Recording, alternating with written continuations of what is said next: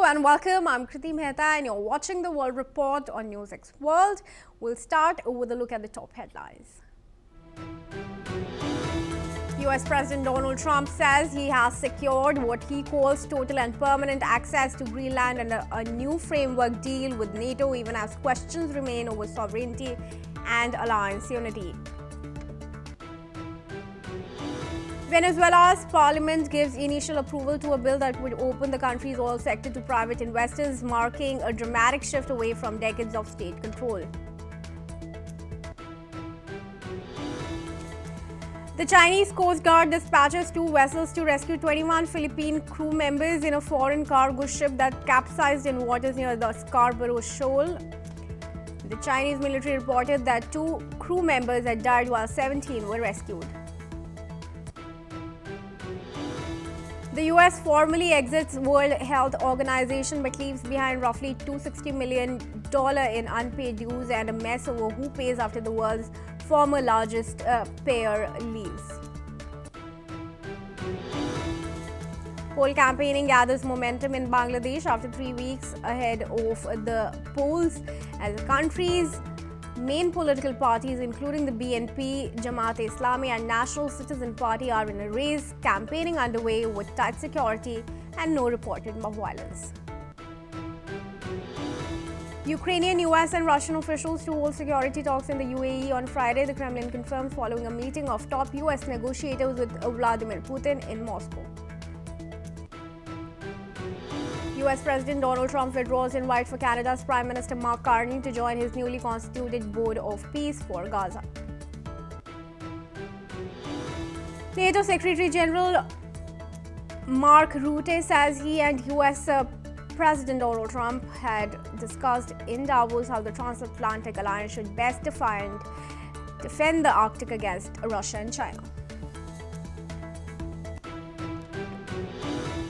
Alright, viewers, our focus now remains on the Russia-Ukraine war, and Ukrainian President Volodymyr Zelensky now believes US President Donald Trump could help end the war in Ukraine due to his unique ability to communicate with Russian President Vladimir Putin.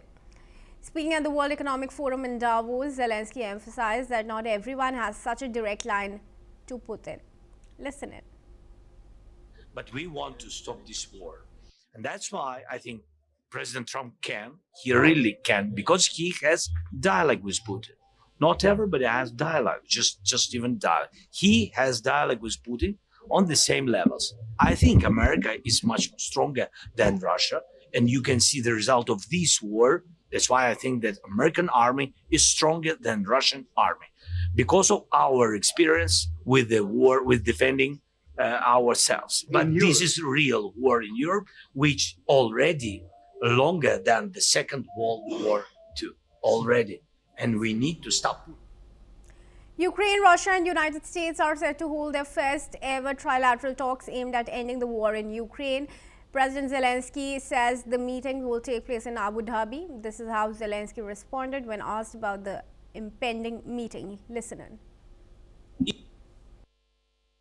If something is done, and if we have some first steps for trilateral on the NSA level, but in any way, if we have such meetings, we have to wish that it will a little bit push us closer to peace. Joining me in this discussion is Dr. Gilbert Doctorow, who's an international affairs expert and joins us from Brussels. Doctor, thanks very much for joining me in this discussion. You've long said that this war will most likely never end, but now 3 parties will be sitting together in Abu Dhabi. Do you think the question over Donbass can be resolved? Let's be clear. The people who are meeting in Abu Dhabi are meeting at a technical level. The Russian delegation is headed by a new personality. This is Admiral Kostyukov, who is a head of the administration within the Joint Chiefs of Staff of Russia, the head of all the military forces. They're going to be talking about Russian security concerns. So there, we all know that this is going to be a very technical discussion. It is not a political discussion. Mr. Zelensky and Mr. Putin are unlikely to meet anytime soon. Now, I've said that there are big problems with the way that Donald Trump is conducting these peace negotiations. But I want to make clear that there already has been one success in the past, in which it's a slightly different approach. I'm speaking about an event that took place about 10 months ago in March of 2025, when the sides agreed on a maritime truce, which enabled Ukraine to ship its grain across the Black Sea, and which gave Russia certain important concessions regarding limitations on its access to banking. Rosselfasbank, which is in charge of all agricultural exports, was given access to the general banking system, the global banking system, SWIFT. These exchanges all took place, negotiated in a very specific way. Mr. Witkoff went from room to room in the same hotel, I believe, and he met with the Ukrainian and the Russian delegations. But he negotiated the terms with the Russians. And then he went to the Ukrainians and said, here it is, take it or leave it. And they took it. I imagine that this type of negotiation is how there may be success this time around on the bigger issues of war and peace.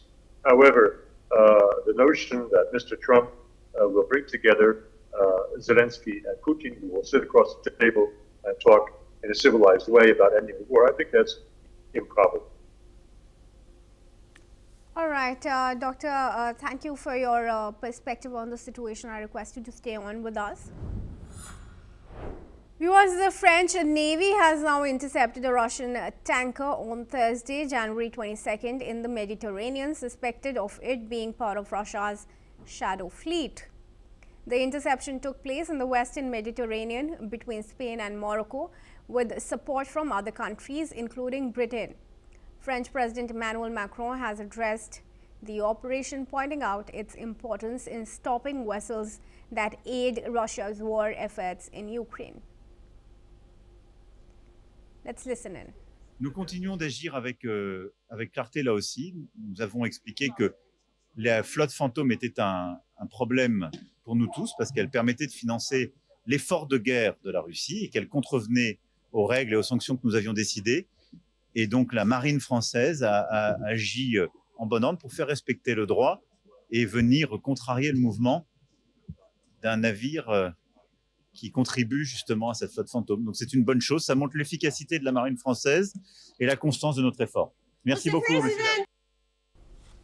Now the alleged Russian oil tanker named the Grinch was sailing excuse me, from Russia's Murmansk and was subject to international sanctions. It is suspected of operating under a false flag. The French authorities have referred the case to the prosecutor in Marseille for further investigation. Despite 19 packages of European Union sanctions against Russia, Moscow has adapted and continues to sell oil to countries like India and China, often through these covert methods. Earlier in October, France detained another sanctioned vessel called the Burake before releasing it after a few days. I request Dr. Doctorow to join me back in the discussion here. Dr. Doctorow, France is now seemingly following the route that the US started with Venezuela. It's now intercepting the ships from the alleged so-called shadow fleet that it claims is funding Russia's war efforts. How do you assess this situation, and what really can France do to actually prove that these are indeed Russia's, because there are clearly no flag labeling on these ships? Well, I hope that Mr. Macron, for his sake and France's sake, has his poste de frappe, his nuclear weapons ready and alert, because he's inviting a war. Under normal conditions, this is what he has just done. It's called piracy. And under normal conditions, piracy is a casus belli. It's the grounds for countries to go to war. What he has done is a further demonstration of the validity of what Foreign Minister Lavrov said 2 days ago, that the Russians have nothing whatever to discuss with the Europeans. The French and the British, who assisted in this capture of the vessel in question, are keen to keep the war going and to frustrate, to the extent possible, Mr. Trump's efforts at peacemaking. So this was an act of very is statesmanship, which is inviting a war between Russia and France. How do you see the fact that while Europe and the US seem to have the same end goal as far as Ukraine is concerned, US has clearly diverted its attention to Venezuela or Greenland at the cost of stifling its ties with Europe?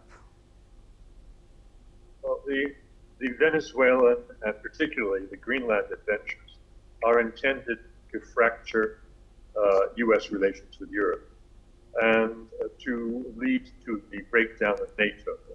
The breakdown of NATO would be the most valuable contribution that Mr. Trump can make to ending the war in Ukraine.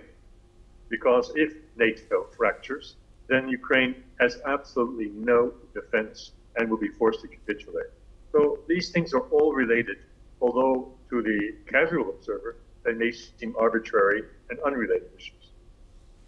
All right, Doctor, thanks very much for joining me in this discussion and helping us with your perspectives. Moving ahead now, viewers. Iraq's judiciary will begin legal proceedings against ISIS detainees transferred from Syria as part of a U.S. operation. The U.S. military has moved 7,000 prisoners, of which 150 have arrived in Baghdad so far, following Syrian government advances into formerly Kurdish-held areas. The Kurdish-led SDF have agreed to integrate their administration into the state, while the Syrian government assumes responsibility for ISIS prisoners. Meanwhile, clashes and territorial shifts in northeast Syria have displaced over 134,000 people, with thousands sheltering in Hasake province and Kobane in urgent need of food and supplies. A fragile 4-day ceasefire was agreed between Syrian government forces and the SDF amid military and political pressures from Damascus. I invite Professor Rohan Gunratna to join me in this discussion with his first comments. Preeti, what we have seen is that Ahmad al-Shara, the president of Syria, has moved the Syrian armed forces to northeastern Syria, which is called the Kurdish region. And there's a big fight between the Syrian forces and also the Kurdish forces. The Kurdish forces played a very crucial role in 2019 in defeating ISIS. And until recently, they have controlled the ISIS prisons. So because now Ahmad al-Shara want to take control of northeastern Syria, the Kurdish forces have been attacked, and there has been many civilian fatalities and casualties, and there's tremendous unhappiness on the part of the Kurds. Kurds are a minority in Syria, like the Christians, like the Druze, and like the Alawites or the Shias. So Ahmad al-Shara's forces, they are mostly jihadists. And we have seen that wherever these jihadist forces have moved, they have committed huge atrocities and vandalism. So in this case, we have seen that the Kurdish monuments have been destroyed, Kurdish iconic buildings have been attacked, Kurdish women have been taken as slaves. So there's a lot of unhappiness currently among the Kurds. And it is very likely that there will be no peace in northern and the northeastern regions of Syria because of the way the Kurdish forces, mostly integrated jihadists to the military, they have conducted themselves. Right. Professor, is there also any susceptible danger from any non-state actors that may be among the 134,000 people that have been displaced from northeast Syria? We saw 2 days ago the ISIS prisons. The prisoners, they were released, and those members have infiltrated the communities.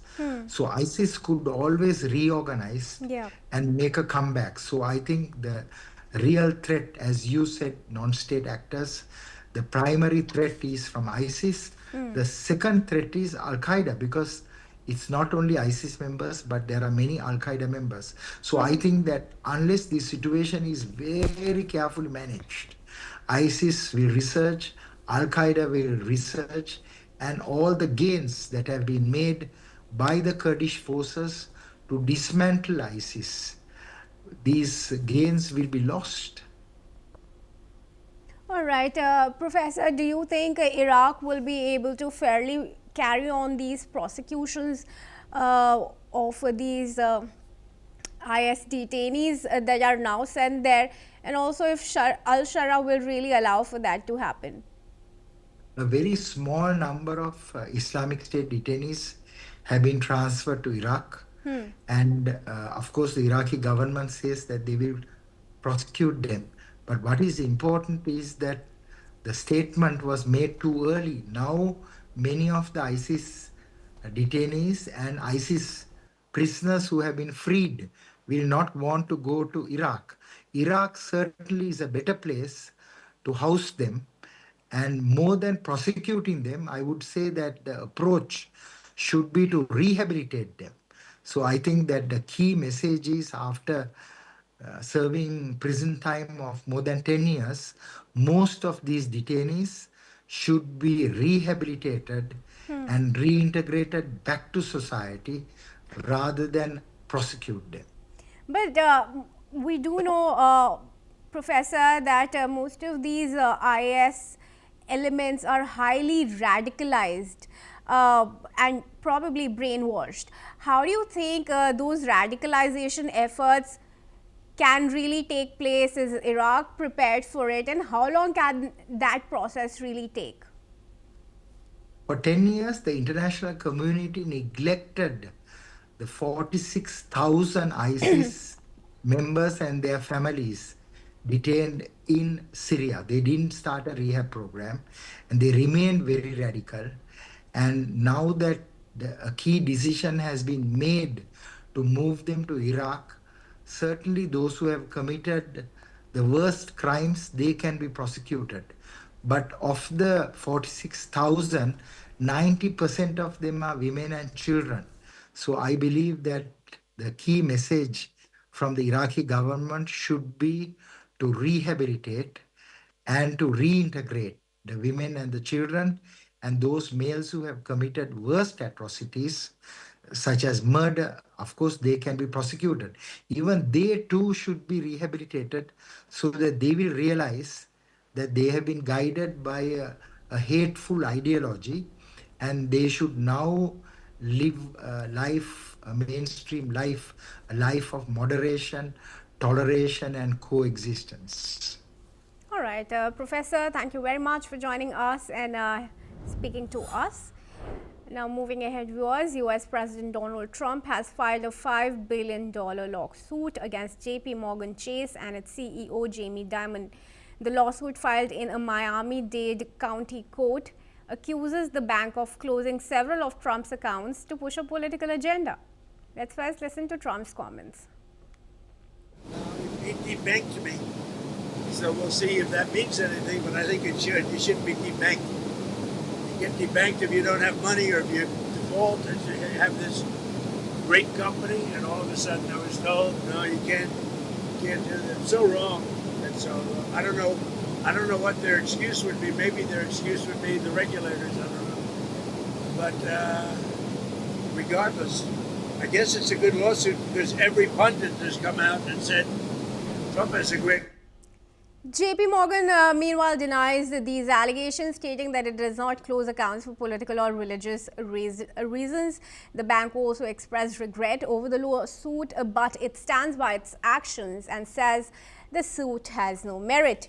This legal battle comes after Trump has also criticized other lenders, including Bank of America, for similar actions. Trump has also recently called for a 10% cap on credit card interest rates, which industry leaders, including Dimon, argue could harm consumer access to credit and lead to an economic disaster. Senior journalist from New Delhi, Gautam Mukherjee, joins us in this discussion. Mr. Mukherjee, how do you assess this situation? The banks are obviously speaking against Trump's Trump and his accusations? Well, I don't think, they thought that Trump could feasibly win a second term after a 4-year gap in the wilderness. So they probably at the instigation of the Democratic Party or its agents, decided to lean on Trump and persecute him during his time when he was not in power. Now that he's come back, they are in a very difficult position, pretending that this was based on merits, which it most probably wasn't. How do you say that it wasn't based on merits at all? Because why would a bank close a huge billionaire's bank accounts without any rhyme or reason? Well, that's where the merit part comes in. If he's a billionaire and you thought he was a perfectly good customer, and not just in one bank, but in several others, where Trump enjoyed credit and banking facilities, then you turn around and close down his accounts when he is no longer the president. It is fishy. But the problem now is with Trump suing them back, particularly Diamond, that if they admit that they closed the accounts without any viable reason, that they are liable to be fined a great deal more than if Trump is forced to substantiate why they should be fined. So, they're holding the fort and pretending that they didn't do anything wrong. But at least in my opinion, it seems like they did. And Trump is on strong grounds and will likely win the suit. All right, we'll watch out how those proceedings go. But thanks very much, Mr. Mukherjee, for joining us. And moving ahead, the US has officially withdrawn from the World Health Organization, fulfilling a promise made by US President Donald Trump. The exit comes amid a hefty unpaid bill, with the US owing around $278 million in assessed contributions, as well as several $100 million in voluntary contributions for 2024 and 25. Despite the ongoing financial obligations, the US has made it clear that no payments will be made before the withdrawal takes effect. The WHO, which has voiced concerns over the US departure, warns that global health security will suffer without the US partnership.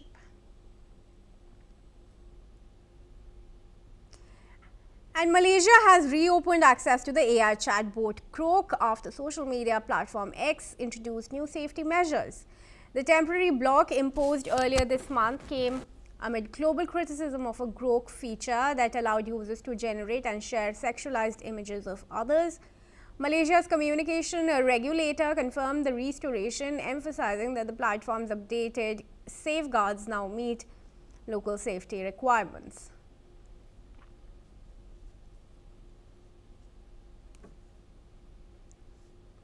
And viewers, that's a wrap on this edition of the World Report. Keep watching NewsX World for more news and updates from around the world.